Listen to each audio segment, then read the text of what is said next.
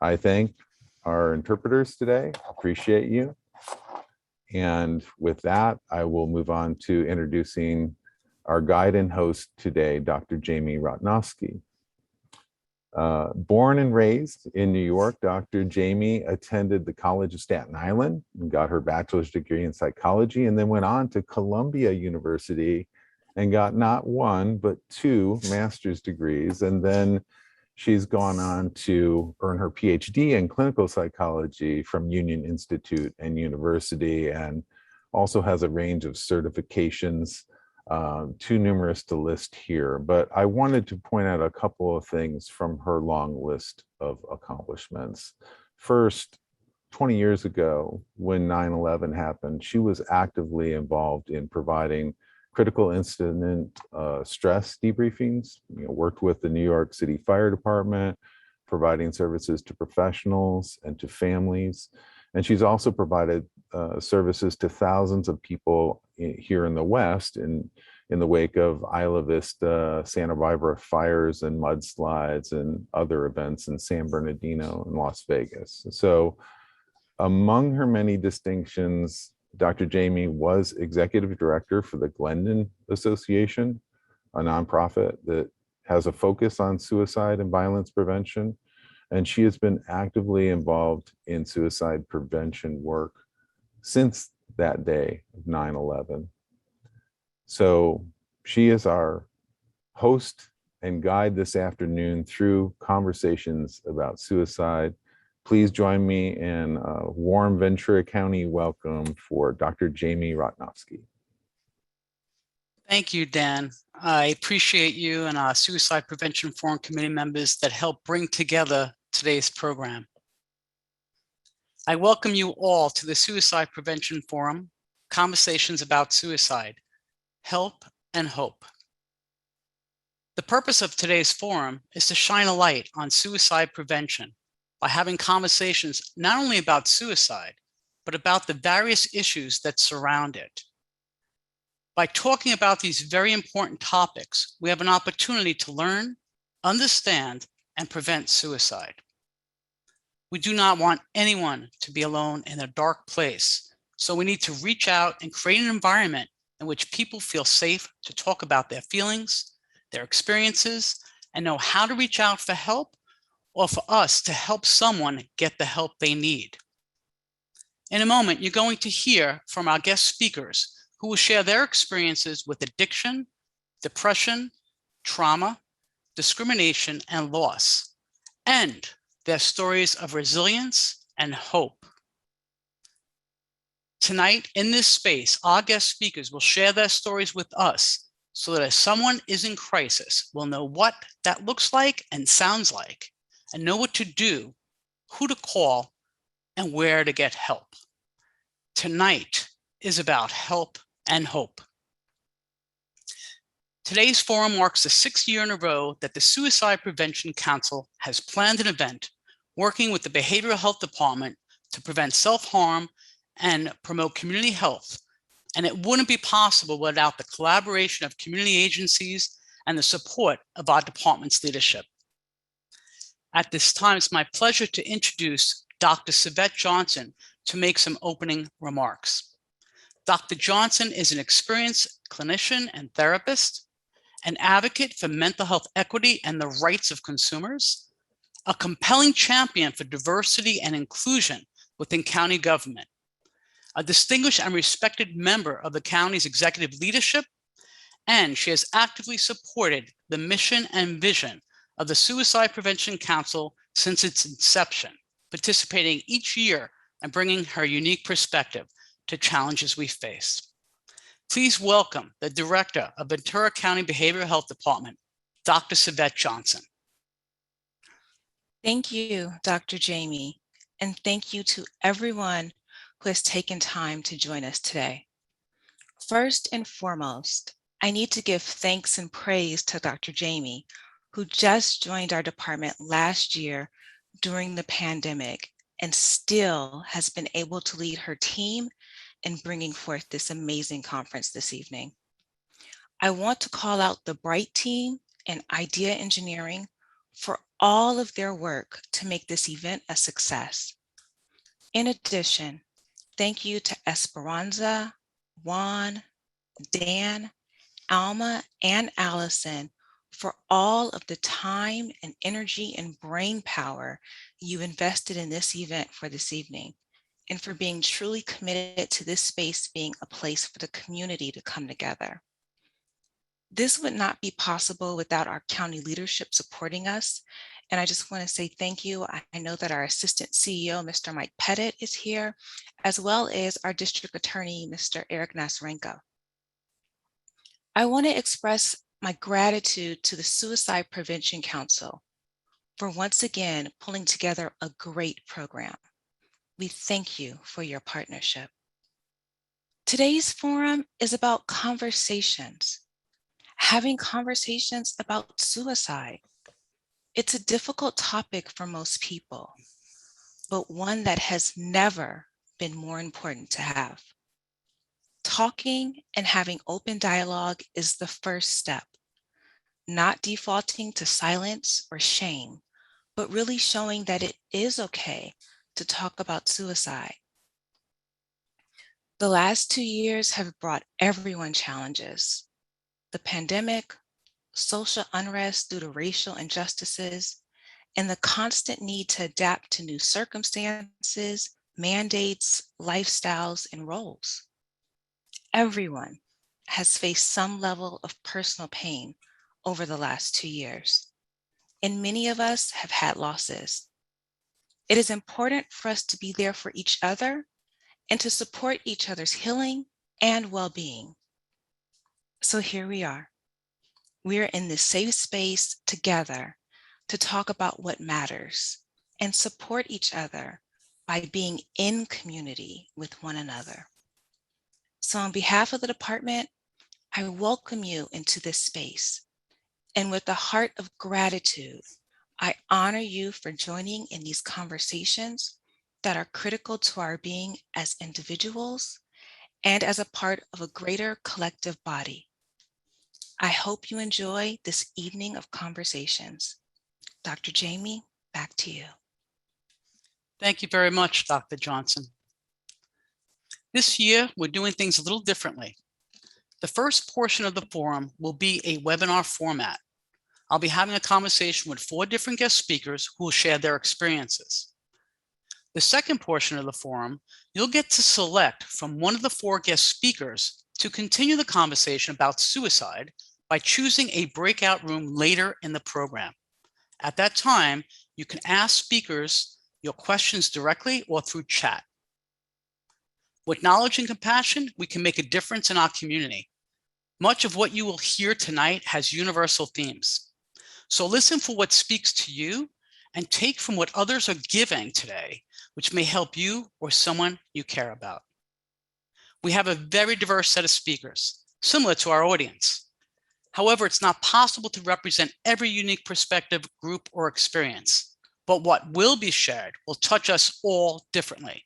And I'm grateful to those who are willing to share their stories with us, offering an opportunity to have a conversation about suicide and provide help and hope here today.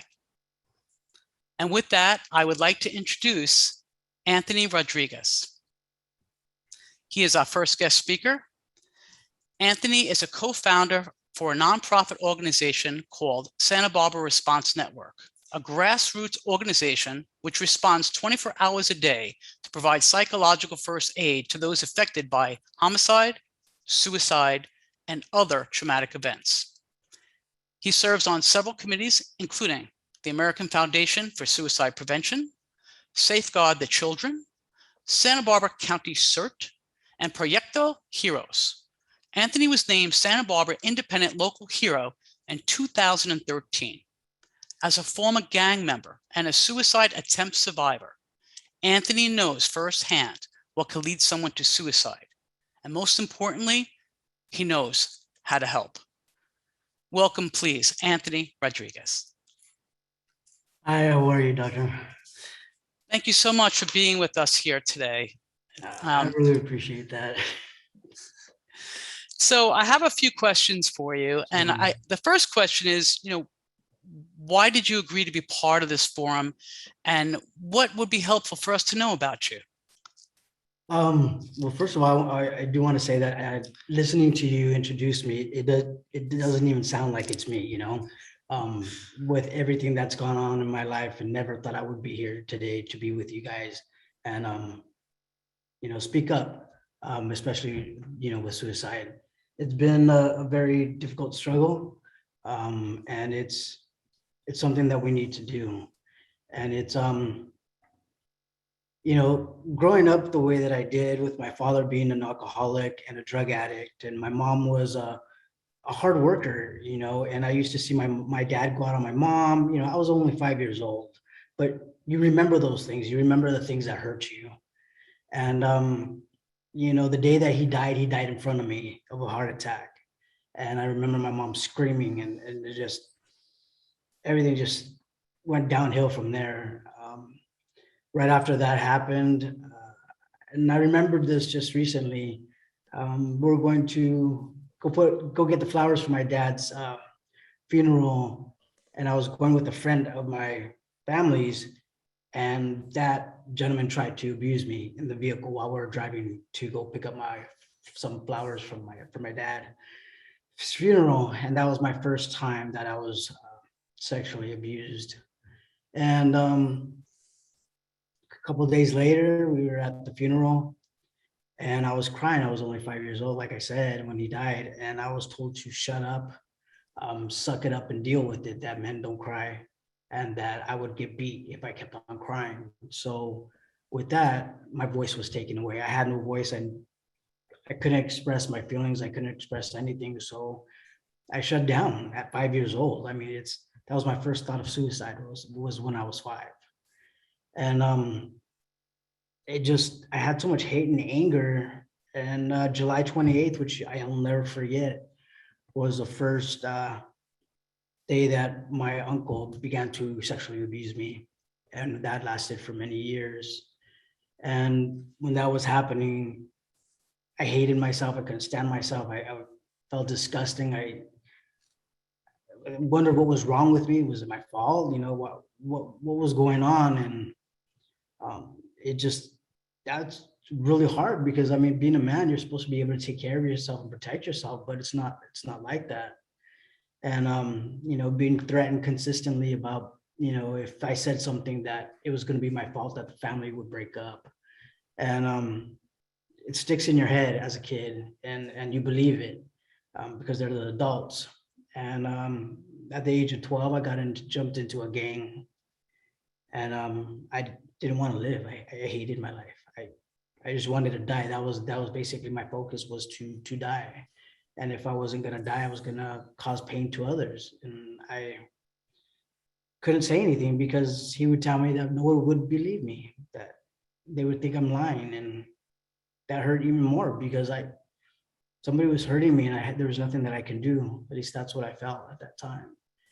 And it made it really, really hard for me. And I got locked up in a mental hospital several times.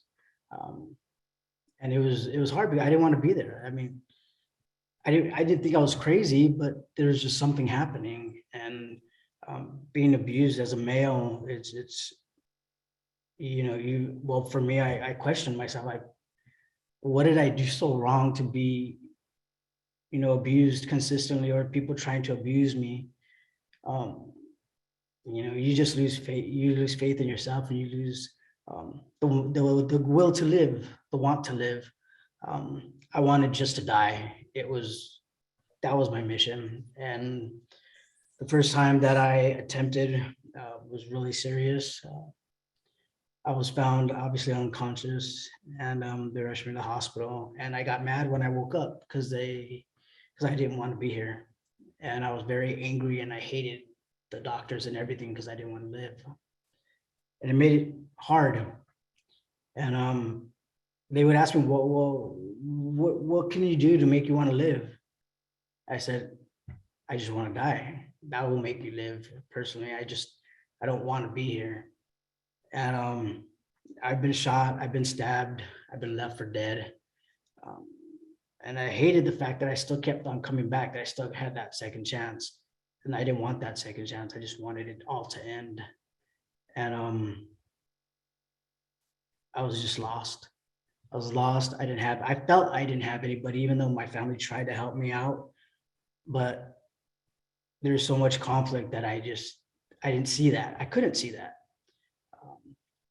And it's difficult. And being a young kid and a male and Latino families, there's it's a taboo to talk about suicide. It's taboo to say that you might have a mental health condition, and because it's not real, and that's something that I had to face a lot, is that I needed to suck it up and I needed to deal with it. And so several other attempts happened, and again, I was still here and I was still angry. I didn't want to be here.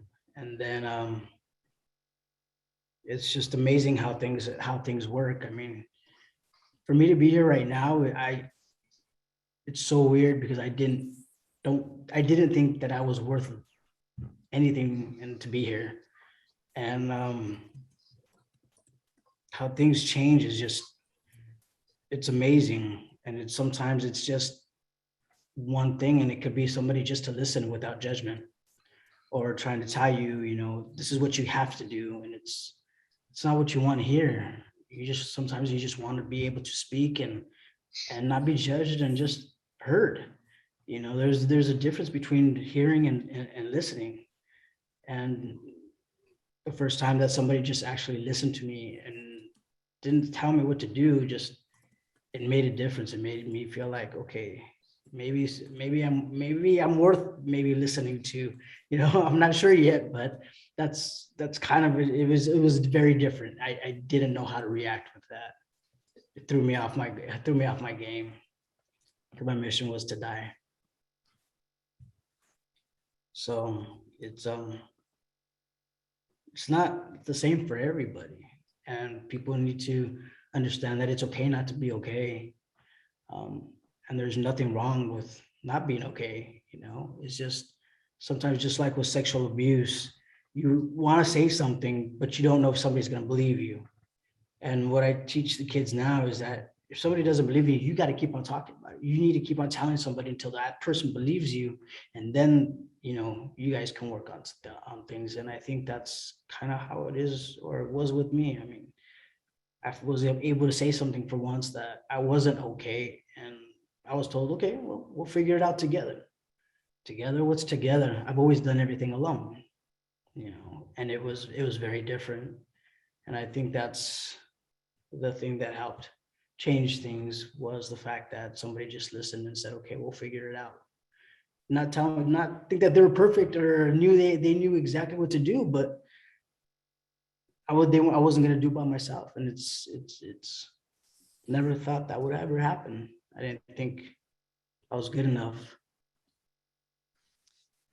Anthony, you shared a lot about, really the journey of having such a traumatic childhood, and even, hearing who you are today. Could you share a little bit about what are the things, you talked about people listening to you and feeling heard, but can you talk a little bit more about the turning point, how you, went from that really dark place to a place of hope?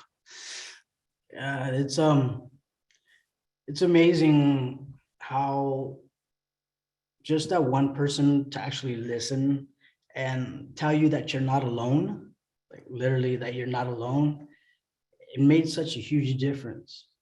And little by little, seeing that person there consistently, and even though I made mistakes still and I keep on falling, they're like, okay, well, now we just got to try a little bit different. Maybe we can figure something out, but it was always, I wasn't alone.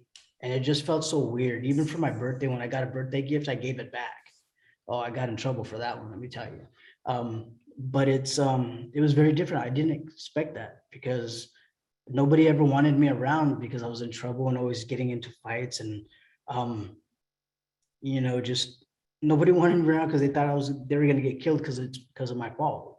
And I believed that too, because of the gangs and stuff. But now having 64 godchildren is it's honestly a blessing, and I never thought anybody would want me as a godfather at all. I didn't, like I said, I didn't think I was worth it, and it's very different, and it's weird to feel good, I guess, um, because I didn't know how that felt, but it does take time, and nothing's gonna change, you know, the next day. Um, but it's just, we just have to know that if there's somebody that cares and somebody's going to listen, then we have to give ourselves that chance to be able to want to change and see things in a different light. Because sometimes we're just so focused on the darkness, and that's our way out, and we don't want to hurt anybody. I mean, I wanted to die because I didn't want to keep on hurting my family. It was just, I kept on hurting my mom. I kept on hurting my aunts, and they would try, and all I would do is hurt them. And I felt that it was just better that way, that I would just take myself out, because I didn't want them to hurt. I'll take the pain if they don't hurt, but I didn't see that it was really going to hurt them. And, just how I used to tell my mom that I hated her and everything. And I used to tell her that I wanted her to forget about me when I was a kid. And now she has Alzheimer's. And now she has forgotten me, not intentionally, but she's sick.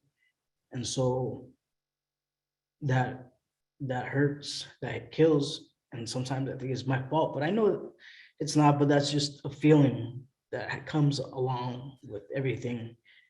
And I want people to understand that those feelings are natural and they're going to happen. And we just have to find a way to process it, to be able to accept help. And there's nothing wrong with asking for help.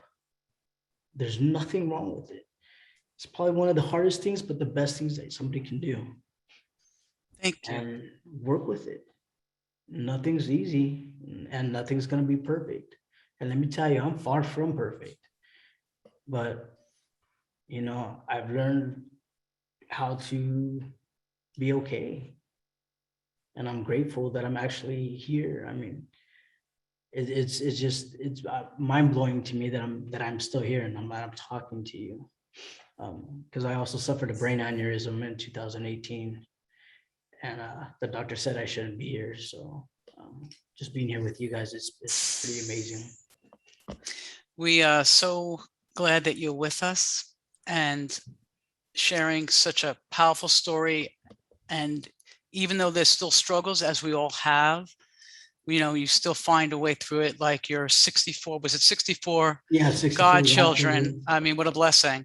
Yeah. Thank you, Anthony. And we look forward to hearing more from you later. Yeah, absolutely. Thank you so much for being here tonight. Oh, wow. Thank you. I know that's a lot to take in, and very powerful, and much of what we'll process as time goes on as well later today. So again, if you have more questions, we'll be speaking with Anthony later in one of the breakout rooms. So I'd like to introduce our next speaker, but before I do that, I want to share some video clips of an interview that her young adult son created about addiction and suicide from the perspective of a family member.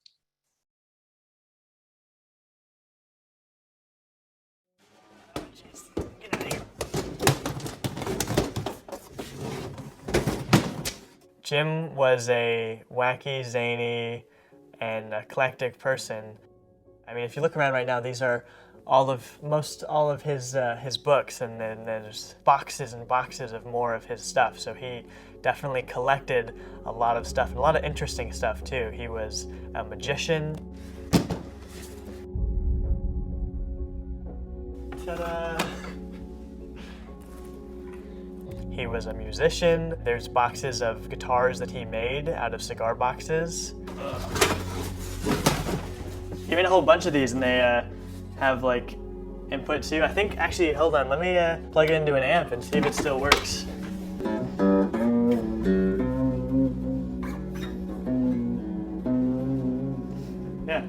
besides those interests, he was a genuine, caring, thoughtful person. He was just very sweet and fun to be around.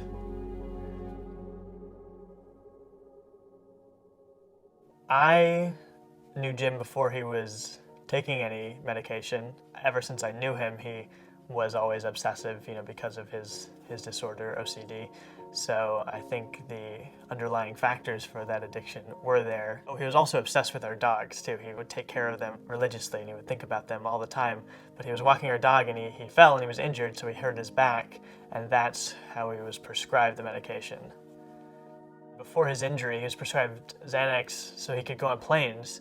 And so I knew Jim had Xanax, and I knew that he would get, tired and a little loopy when he was on them. It would never raise any flags when I would see him taking medication. This addiction that he had, especially when he started using opioids, wasn't like I see someone, I see needles all over the ground or in the bathroom, or, I see him conked out in a gutter. It all seemed very sterile, and it's really strange to think about too, is like how he could have been pretty much doing drugs a room over from me, and I wouldn't even know. Even if I saw him doing it, I wouldn't even know. With addiction, your personality starts to change, so it felt like he was spiraling out of control. He seemed to be a very calm and rational person before, and he was, one of the smartest guys and coolest guys I'd ever known. And then that sort of kookiness and eclecticness of his personality started to fade, and he would become irritable or depressed. I didn't want to be around him. And I would separate myself from him or not talk to him when he was around the house because I was, either scared to talk to him or I had other stuff going on. Like, the change sort of happened.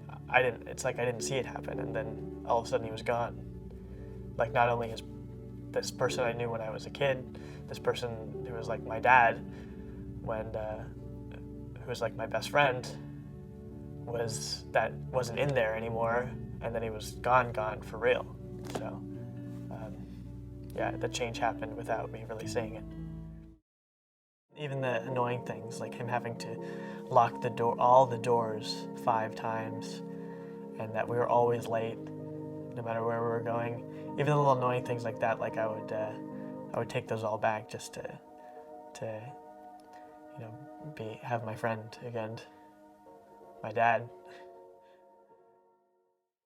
Can you hear me now? Yes? I would like to introduce to you Mitch's mother, Catherine, who is our next guest speaker. Catherine is the founder and executive director of the nonprofit created and delivers the Bright Youth Development Program throughout Ventura County for young people ages 12 to 25. Bright stands for Building Resilience and Inclusion through engagement, and focuses on prevention, education, youth advocacy, and leadership training. Bright provides resources for youth, families, schools, and the community. Catherine is the proud mother of 6, including Mitch, her youngest, who was just seen in the video. She was married to Jim Casimir and was his partner in many interesting, magical, and eclectic projects for 15 years. Welcome, Catherine. Hi, hello. Wow. Yeah. I was just watching that video. I'm filled with such a mix of, sadness and grief around losing Jim, but also just pride with who Mitchell is today and all that he's doing. So that's very emotional. Yes, that's totally understandable. And, even though you knew that we have the video, it's not the same as seeing it, witnessing it. And so that video seemed to take place a few years ago. Is that correct? Yeah, I think so. Maybe a year or 2 ago. Okay. So how are you and Mitch doing now? Yeah, I think we're doing well. Our family is doing well.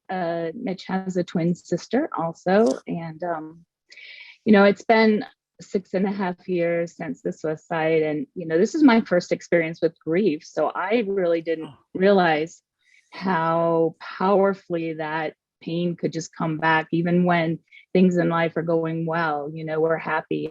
I'm remarried. I have a wonderful partner. And there's just so much that was Jim, that was really unique to Jim. So we miss him, but our family's doing well. So can you tell us a little bit more about Jim's mental health struggles and what led up to his suicide? Yeah, sure. Jim had OCD, obsessive compulsive disorder, that he struggled with all of his life. And I know some people think that just means like extreme fear of germs, or they want everything sitting in a certain place or something like that. But it can also be a lot more than that. It can be debilitating. So he didn't really like to take medication, and he had gone through therapy and learned how to manage his OCD. And we as a couple also did therapy so that we knew how together to deal with that, and, you know, set boundaries and how I could be supportive and not enabling and things like that.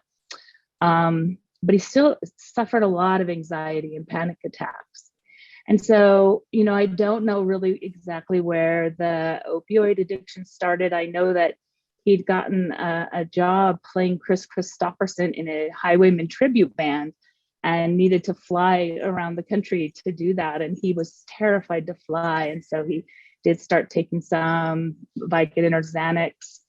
And, you know, I just think we didn't know for a long time that he was addicted, but I think that it helped him. It calmed that anxiety down, and that it you know, and when he hurt his back, you know, he's taking a lot, and it became the way that he was coping with his mental health issues. And, you know, once that addiction's there, it's like a lot of pain and anxiety when he's not on it. So we worked as a family and worked as a couple a lot through titrating off. We had, you know, therapists and psychiatrists, and, you know, went through, you know, addiction, and it just was a back and forth thing. You know, we spent a long time.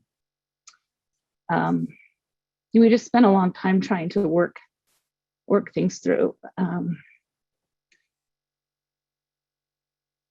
He sort of, like Mitch said in the video, he sort of really started changing. It wasn't so much Jim anymore. And he was, you know, depression was a part of it also. So we were already worried about suicide. It wasn't that it came out of nowhere for him. It wasn't just this big bad thing that happened and all of a sudden he made a rash decision. It was something that he considered for a long time. Yeah, it's really hard to watch, you know, if someone struggles, and to be with them in that, and sometimes not know, you know, what to do. And then, of course, the addiction has a life of its own. As you mentioned, the mental health struggles, and then the addiction on top of it. And you know, it is a disease. You know, it's a disease that could take over someone's life and make it hard to handle.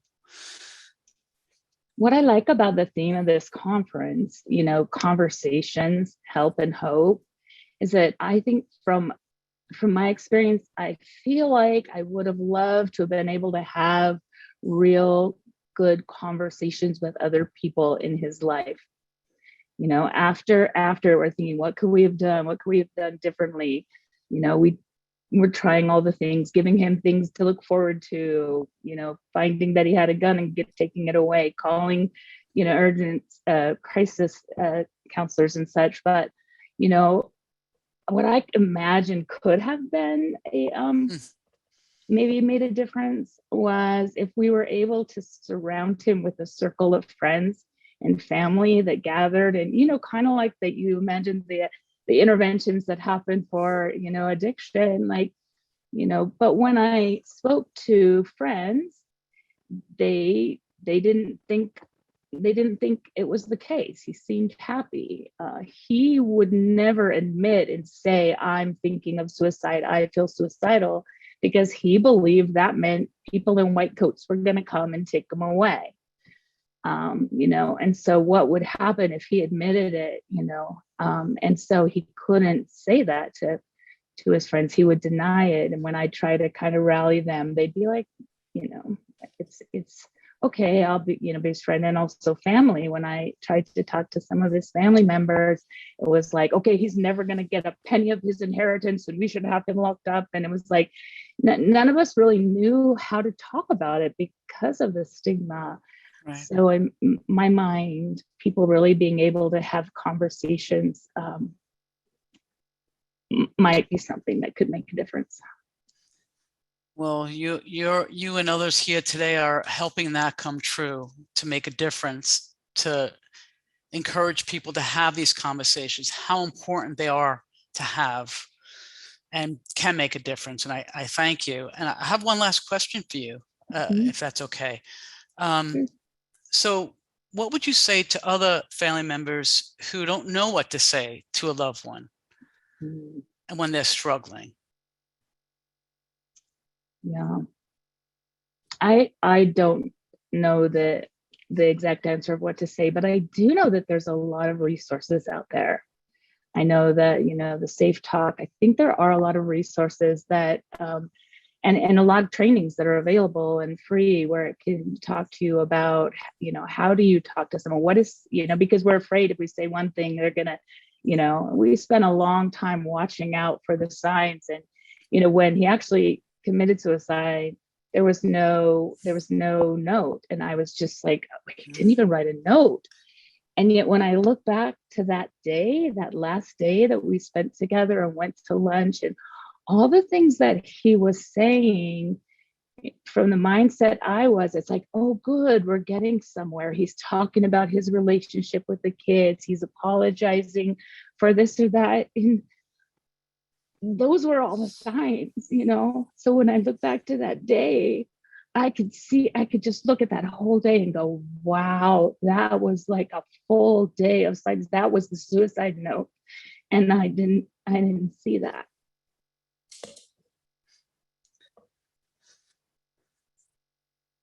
Yeah, it's a hard thing to process that, but it wasn't your fault, you know. It wasn't, because that's why we're here today, to know what it sounds like, what it may, you know, what someone might be saying, and because we don't talk about this, so a lot of times we don't know until retrospect, you know. And so you're helping other people hear that.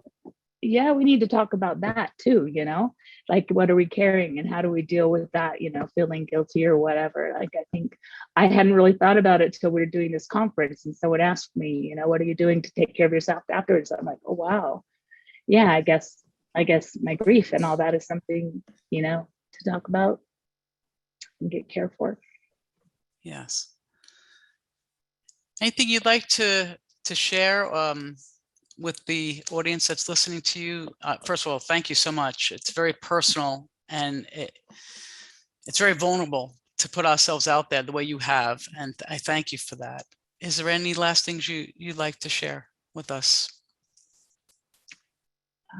No, I guess just I just think we should all be talking about whatever our mental health struggles are. You know, I see it in young people. They're a lot more willing to talk. I think that the world is coming around to the fact that these are things to talk about, and maybe some of us older folks can follow that example. And yeah, let's don't hide it. Let's don't be ashamed. Let's talk. Thank you very much. Appreciate that. And Catherine, along with her son Mitch, will be in a breakout room later. So I'm definitely, there's more to hear about. And I thank you for your time and everything that you do, including all the great work you're doing. Thank you. Thank you.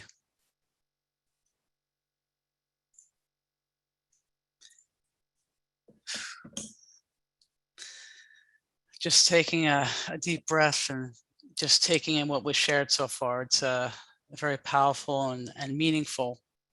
So I thank everyone for listening, and I'm going to introduce now a video. This video is of James Espinoza, a DA investigator and U.S. Army veteran who became an advocate for suicide prevention and wellness after losing his brother, a retired Army lieutenant colonel, to an apparent death by suicide in 2018. James has served 6 years in the U.S. Army and is in his 18th year in law enforcement.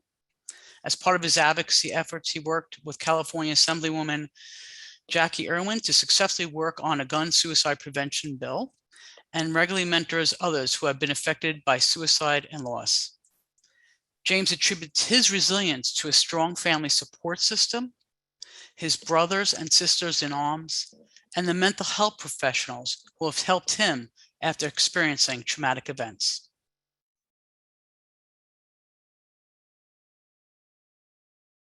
What I've learned about help and hope is that help provides hope. And it's not something I've pre-thought. I didn't know that was the title. Those two words in and of themselves have a lot of meaning for me, because in the early stages, I did seek out counseling, grief counseling, which would be the proverbial help, right? Or the support that you get if you're grieving. That support that I received helped me push through the worst days, just the days of sadness, which brought me forward to be able to help others. So now I support others. I mentor other men that have lost their brothers to suicide.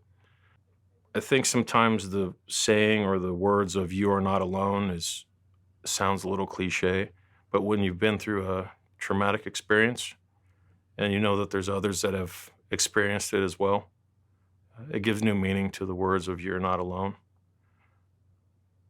And that help from others, for me, provides hope. Or that's what I hope to bring to others in my own journey. Because unfortunately, death by suicide does have a ripple effect on the family that can lead to other suicides or other death by suicide. So I take the time and I make the effort to be available to those folks that might be hurting. In this day and age, when the world seems to lack compassion, we have so many people hurting, and in your darkest hour after losing someone you love, sometimes you don't know where to go. And those people that have the resources that can point you in the right direction can truly save lives. It saves families. It can help you stay whole again as a person, or it can actually help you become whole again as a person. I've had my own journey in that the resources that I found through other people who were hurting, that gave me hope.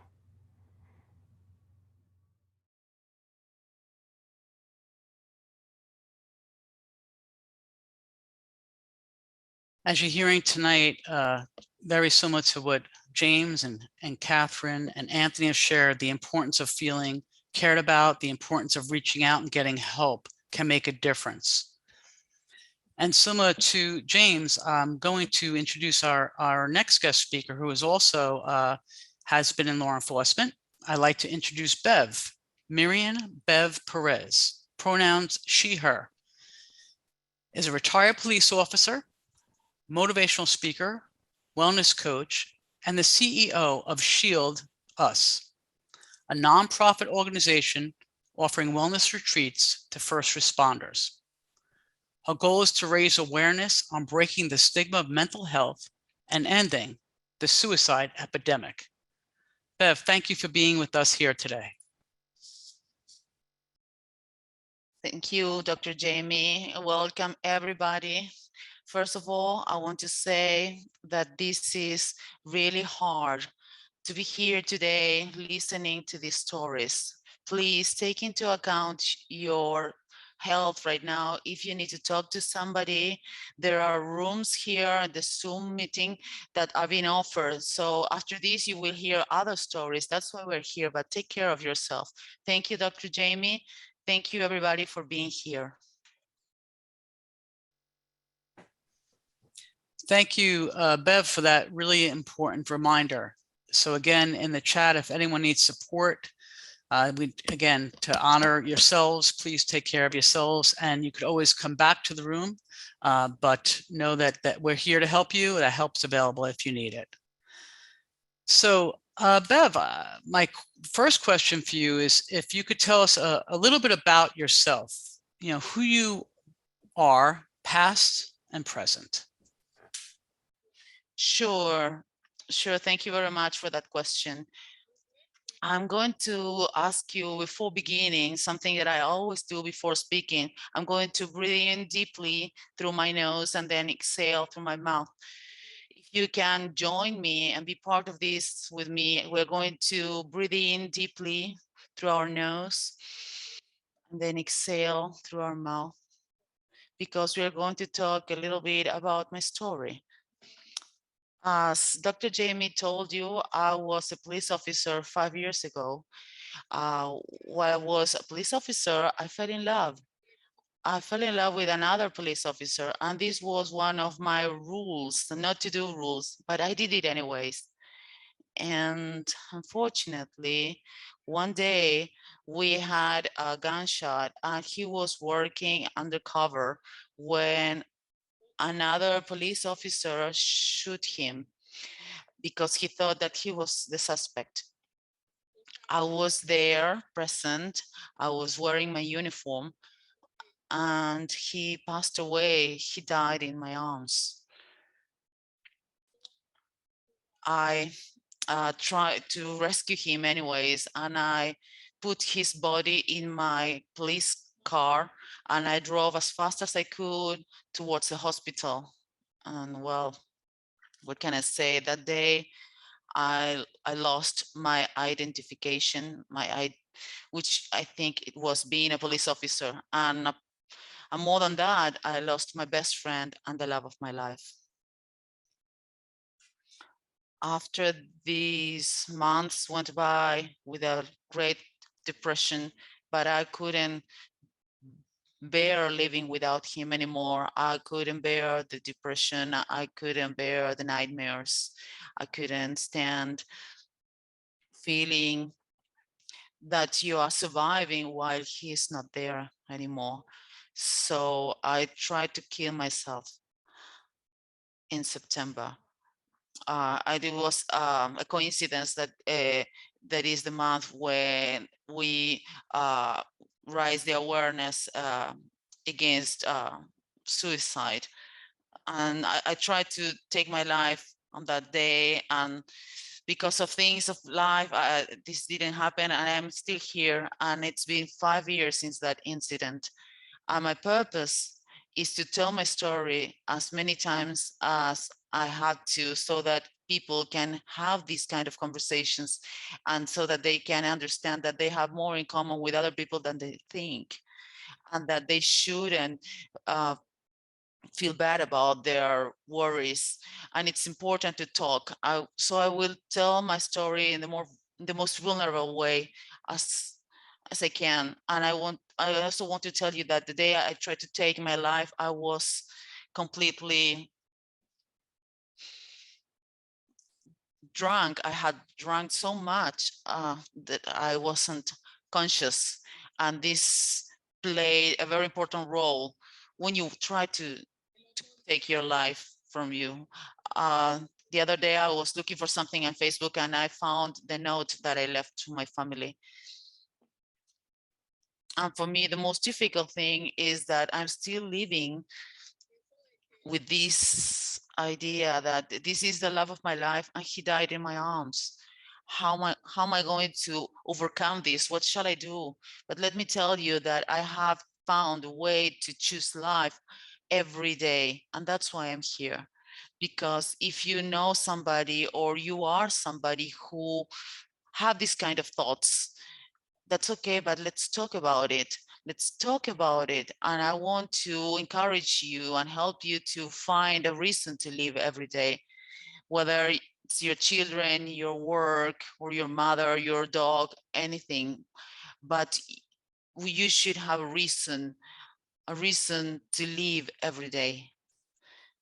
And that's why I'm here, to help you with that and to explain to you other things, other goals, other things that you can do to take care of yourself when things like this happen. What can we do immediately? What can I do immediately to help my mental health? What can I do? And that's what I did. And that's what I want to offer to you, this help, how to survive, how to move on, because actually in this life, we are going to go through losses and traumas. And that's the way it is. Life is going to um, give us these kind of situations of trauma and losses, but how are we going to overcome this? I'm here to help you with all these questions, to show you the way I have overcome this and how I move on, and how every day I choose to live with a lot of gratitude and love. So thank you for giving me the chance to be here and sharing my story, Dr. Jamie. Thank you, Bev, so very much. And you were talking about the things that help you today. Can you share some of those things that help you get through the tough times and things that really help you cope, and what's worked for you? Honestly, what was best for me is to talk. And if you notice, this is something that we have in common, the people who had talked here, to talk, because sometimes we don't talk about the things that worry us, whether it is financial problems, we don't want to talk about it. If we have divorce problems, we don't want to talk about it. If we have problems with alcohol, we don't want to talk about that, but why not? If we give us a chance to talk about these topics that people really feel uncomfortable about, we're going to be amazed the many things that we have in common with other people who might be going through the same thing or something very similar, and to have this simple human connection that is just 1 second that gives you a chance to choose life instead of death, to talk. For me to tell my story, every time I tell it, I become stronger. That's why I do it, to help other people who are listening to me, and also to help myself to talk about it. That's the number one thing that helped me, to talk. Number two is my family and the love that I feel for them. And to think of not seeing my nephews and my niece, my mother, these things. The third thing that helped me a lot is physical activity. I do exercise, I swim, I surf. So you have to find a hobby, something to do with your body every day. And one more thing is my self-love. I mean, love for myself, definitely to love myself, it's important. Thank you. When thinking about, again, it's a very common thing that sometimes we don't feel like we deserve things, or we don't feel like we even deserve self-love. How does one bridge that, and some of the themes that people talked about earlier of feeling like not worthy, and sometimes we feel that way in our life. So how for you did you get from that place of not feeling, like it was too much, to the place of I'm enough, I could do more, I could help others? Can you share a little bit about that? Because the idea, that's the resilience everyone that shared today has shown by being here today. That's the resilience. And it doesn't mean that it's easy, but how does one get there and continue sometimes if it is still a struggle? Yes, thank you. It's always a struggle. And the thing is that it is a personal road, but what had to happen is that I had to touch the deepest in my life. So I couldn't bear being in that situation anymore, drinking every day, not doing physical activity, sleeping a lot, and keep on thinking about that day, having nightmares every night. So you have to go through that, and suddenly you get bored of that situation. I don't want to see my mom's face with that depression. I don't want to be the person who makes my mother cry because she sees a daughter who she can't help. I didn't want to bear that weight on me anymore. I didn't want to be like that without doing anything about it. I was thinking, how can something like this happen to me, as if it was a movie? And how can I be like that, doing nothing? I had to honor his name and myself.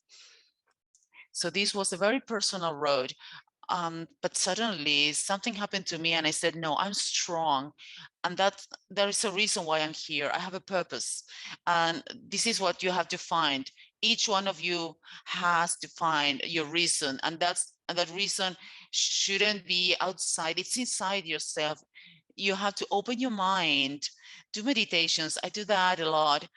And to try to find your purpose, why this happened to me, and not as a victim, but just to find out why this happened to me. Why did life give me this situation? What should I do? And that was the moment when I said I had to do something with this, and I have to be the voice of other police officers who are going through the same situation, who are not receiving the support or the help from their departments, or people in general, not only police officers, everybody who think that we are living these kind of situations alone, but it's not like that. So you have to try to think why this happened to me, and try to find your own reason. And when you have that reason, then you will be able to move on and to continue with the struggle. And I'm very grateful and happy to say that I found my reason, my purpose, and to be here today in this kind of activities. This is my purpose.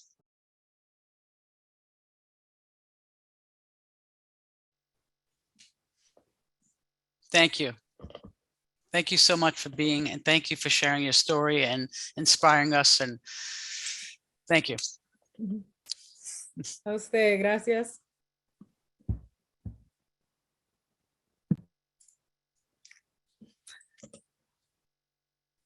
I would like to now introduce you to Professor Mix Vanessa Alba, pronouns they, them, theirs, Ellie.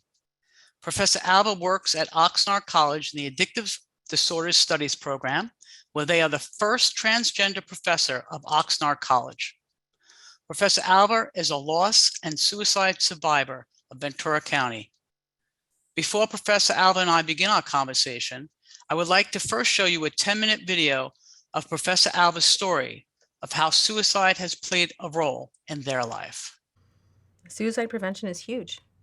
And I think that where I come from, living in the 805, living in Oxnard, that it is something that we don't talk about enough, especially in the Latinx culture, coming from strong religious, Catholic or Christian, whatever it may be. But we don't talk about mental health. We don't talk about how we're feeling. We don't talk about how outside factors affect us as people and individuals, because it seems like it's just too taboo. And it's time to take the tape off our mouths and talk about suicide prevention and ask people how they're feeling. And if they're not feeling good today, that it's okay that you're having a bad day. And you don't have to suck it up anymore. To know that it's real. I am a survivor of suicide. I've had over 13 attempts in my young 20s. And this is my best friend, Ron. Ron is a part of my story. This is my best friend. In high school, God, I won class clown, of course, because I thought it was a hoot.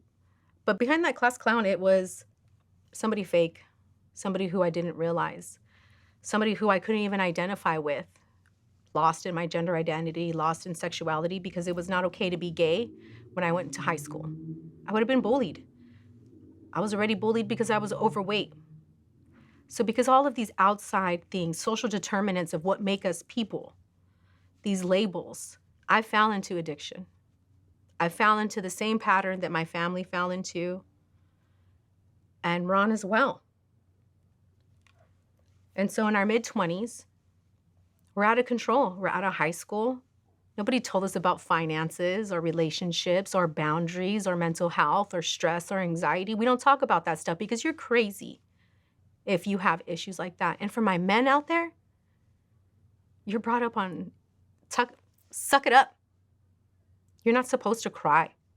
Put some dirt on it. Today I heard if there's no blood, no foul. But that's not real.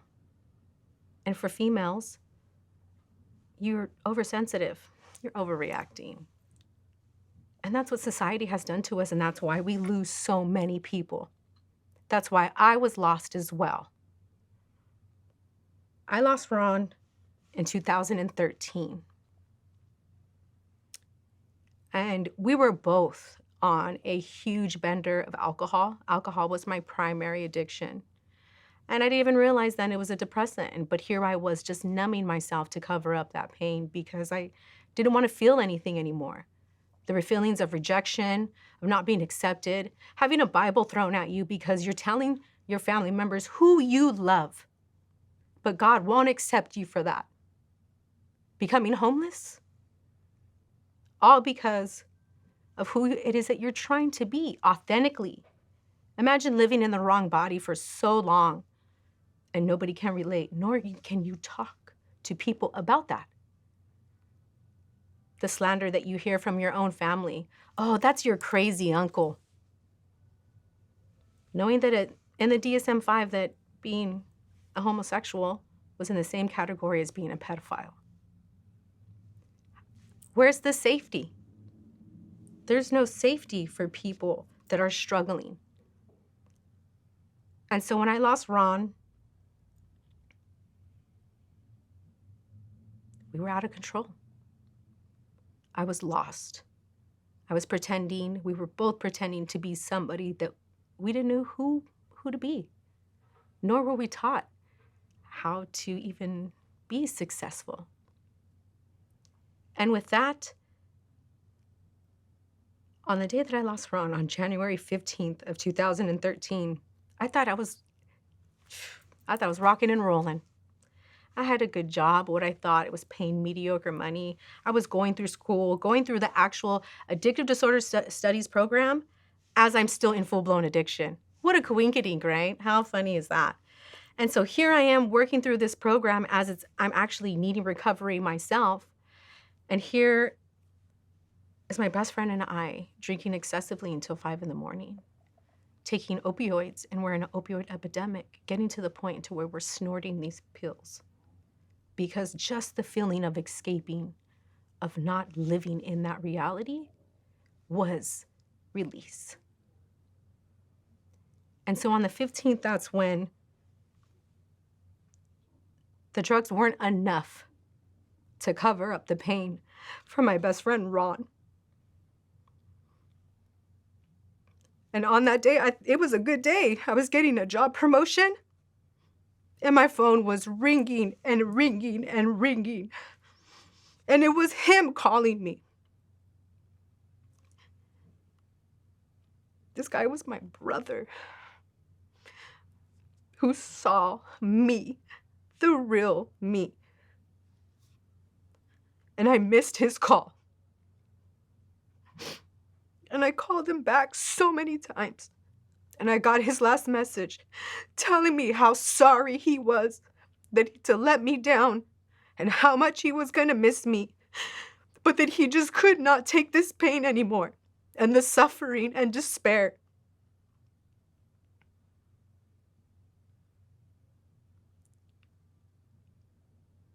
It's inconceivable, the hurt, the pain, the trauma when you lose somebody, because it's not just the person that you lose, it affects everybody. The trauma of suicide, of not being able to ask that question, are you going to commit suicide today? Are you not feeling like you? It's okay to not be okay because I'm here to listen to you, to support you, to take off the tape of the stigma. Then men can cry. And so after I lost Ron, I made 13 attempts to lose my life too. By the grace of my higher power, I'm in this seat today because I don't know how I am still alive after taking over 22 Xanax. I am a survivor of cutting myself because it was a release, and I have these scars to remind me. And it's not something that shames me, but it explains to where my story has come, as that my story is not over because I am a survivor, and I'm surviving for people who feel like they have lost their voice. And just today, another one of my middle school friends passed away from overdose. So it is just full circle with this epidemic. And I cannot stand to lose another loved one. And I almost lost myself. It took the pain, the loss, the grief of losing my best friend in order to kick my behind into sobriety, in order to find something that was going to work for me, to take away that stigma that, Latinx families, that we don't go to therapy. Therapy is cool. Thank God for my therapist, because I needed to talk to somebody who didn't know me, who wasn't going to judge me, who wasn't going to care if I was gay, and finding out what type of gay I even am, and figuring out where I even fit in. Dealing of what the childhood traumas of seeing my father in addiction, of seeing domestic violence, of knowing that everybody else, that these things don't discriminate against people, and taking care of your emotional self, of putting your mental health first so that you can survive. I want people to survive because they deserve to have their story be told, because everybody matters. And if you don't have suicide prevention or have real people talking about this in the community, then how can you relate? And that's why I really love doing what I do. And that's why I talk about my story, even though, as you can see, I'm still grieving through it as well, because I'm human, because I still have a lot of stuff on my plate and I'm still working through it. But I know that it's worth it. And I know what happens with the loss. So people come to me and they reach out for help. I am that safe, warm handoff. I am that person that's going to connect you to resources. I am that person for that student who is questioning their gender identity, who can't go home because their family is talking mess to them about being gay. I'm that person that's helping people come out the closet when it comes to mental health, when it comes to suicide prevention, when it comes to talk about your feelings, period. I want to be that brave person for people and safe person, because I can't lose another person that I love. So that's why I do what I do. That's me. Professor Alva, Vanessa. Hello. Such a powerful voice, powerful person. Thank you so much. Thank you. What's it like that for you to be the person you are today from where you've been, and being the one that's there for others that were in a place that you were in?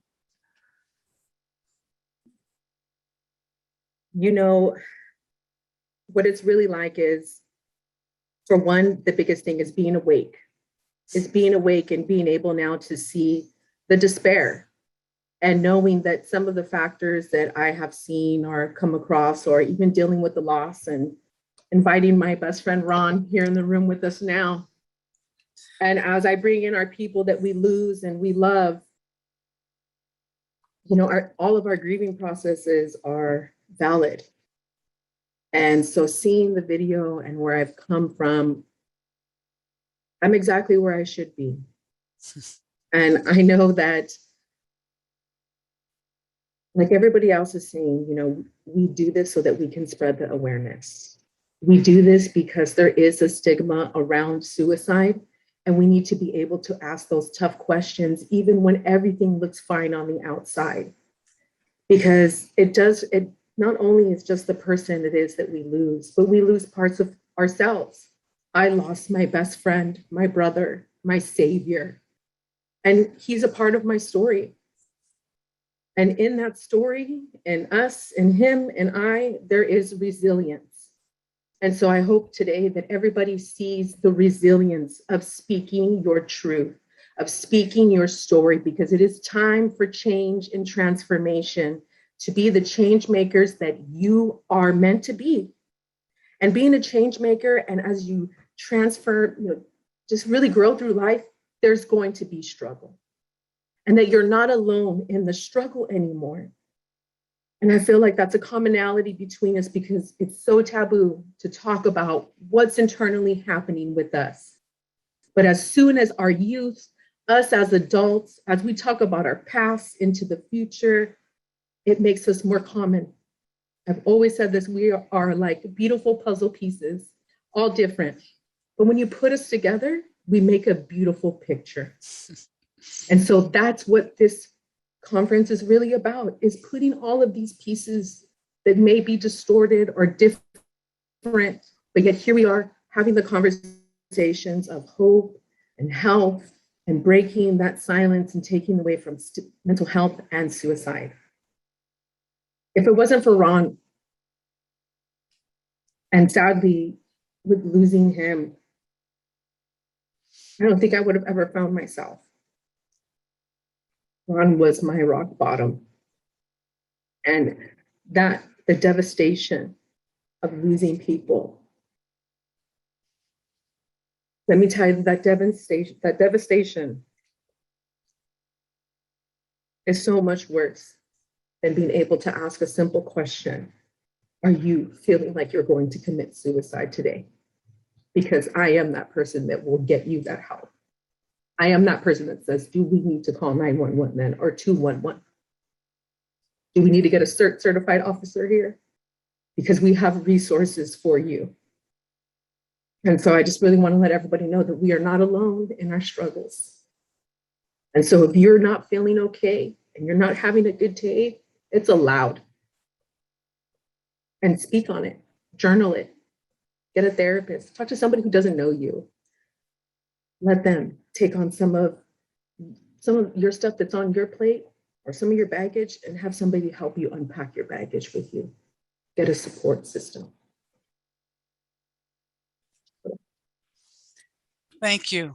And thank you very much. And I want to thank you for sharing your story with us and being the person that you are, and as well as thanking all the other, a round of applause for amazing speakers and power and passion and putting yourselves out there so that others don't have to be alone. And everyone here today is not alone. Thank you.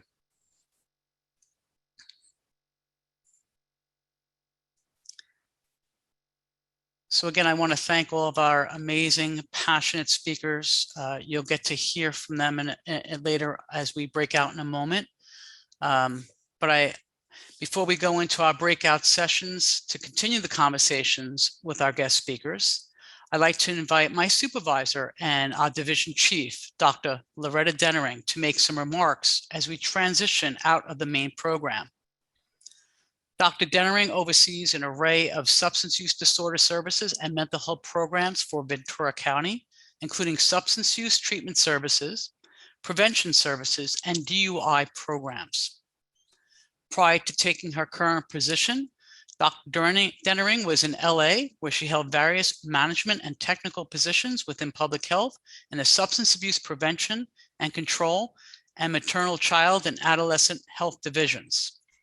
She now manages the Mental Health Services Act programs for behavioral health and is passionate about suicide prevention and community health promotion. Please welcome our division chief, Loretta Dennering.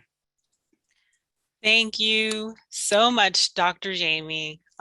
First and foremost, I want to say thank you to our incredible speakers.